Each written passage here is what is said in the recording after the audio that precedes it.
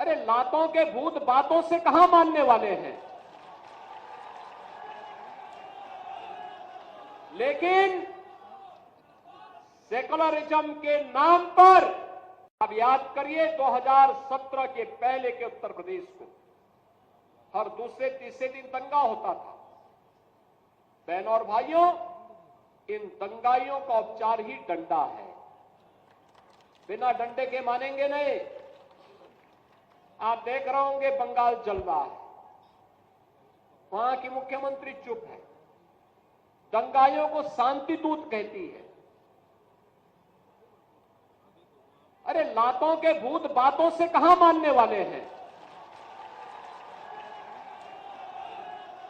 लेकिन सेकुलरिज्म के नाम पर अरे लातों के भूत बातों से कहां मानने वाले हैं। लेकिन सेकुलरिज्म के नाम पर इन लोगों ने दंगाइयों को दंगा करने की पूरी छूट दे रखी है। पूरा मुर्शिदाबाद पिछले एक सप्ताह से चल रहा है, सरकार मौन है।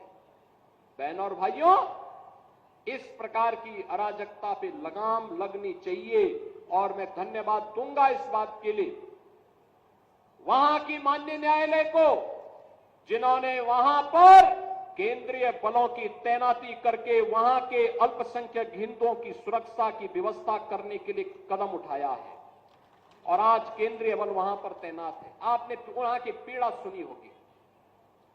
सब लोग मौन है। कांग्रेस मौन है मुर्शिदाबाद के दंगों पर, कांग्रेस मौन है, समाजवादी पार्टी मौन है, टीएमसी मौन है।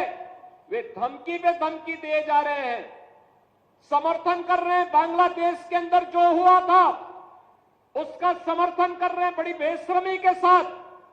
अगर उन्हें बांग्लादेश अच्छा लगता है तो उनको बांग्लादेश ही जाना चाहिए। क्यों भारत की धरती पर बोझा बने हुए हो, क्यों भारत की धरती पे बोझा बने हुए हो।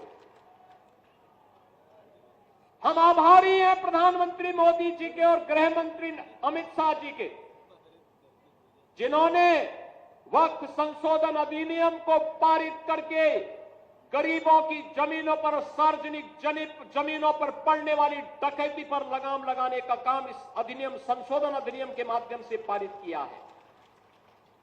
अब ये जमीन जो वापस आएगी, बहनों और भाइयों, इसमें हॉस्पिटल बनेंगे, इनमें गरीबों के लिए मकान बनेंगे, हाई राइज बिल्डिंग बनेगी, यहां पर स्कूल बनेंगे, विश्वविद्यालय बनेंगे, निवेश के लिए लैंड बैंक बनेगा।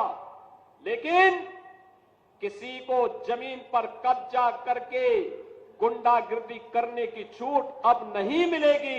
इसलिए लोग परेशान हैं, क्योंकि जमीन के नाम पर जो लूट थी वह रुकने वाली है और उसलिए इन लोगों को परेशानी है। परेशानी इस बात को लेकर के कि अब गुर्गे खाली हो जाएंगे।